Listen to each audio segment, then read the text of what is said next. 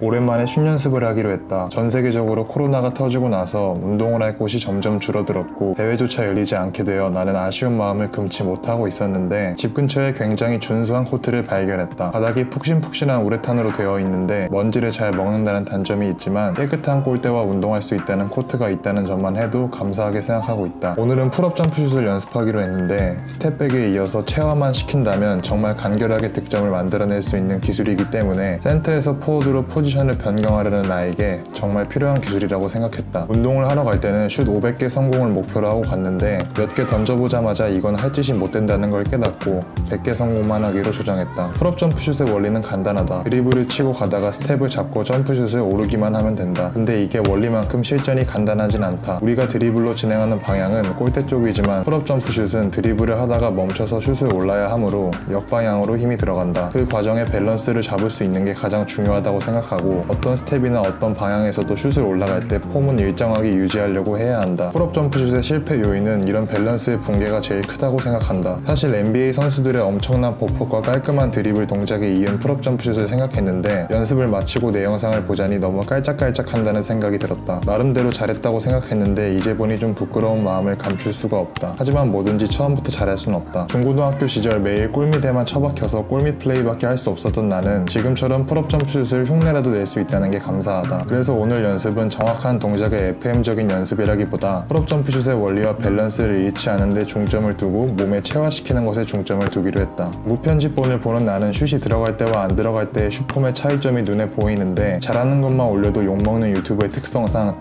들어간 것만 편집하기로 했다. 이렇게 보면 굉장히 슛을 잘 넣는 것처럼 보일 수 있는데 100개를 넣기 위해 약 300개는 쏜 것 같다. 풀업 점프슛도 드리블 횟수나 응용 동작에 따라 여러 가지로 나뉘는데 나는 그냥 원드리블 풀업 점퍼만 연습하기로 했다. 기초도 안 되어 있는데 응용이 당연히 될 리 없으므로 기초부터 하기로 했다. 연습은 그렇게 지루하진 않았다. 애초에 개인 연습을 엄청 중요하게 생각하는 나는 농구의 실력 향상은 무조건 개인 연습량에 따라 갈린다고 생각하고 실제로도 연습을 많이 못한 날이 길어질 때 시합이라도 뛰게 되면 전혀 다른 사람인 것처럼 플레이가 잘 되지 않는다.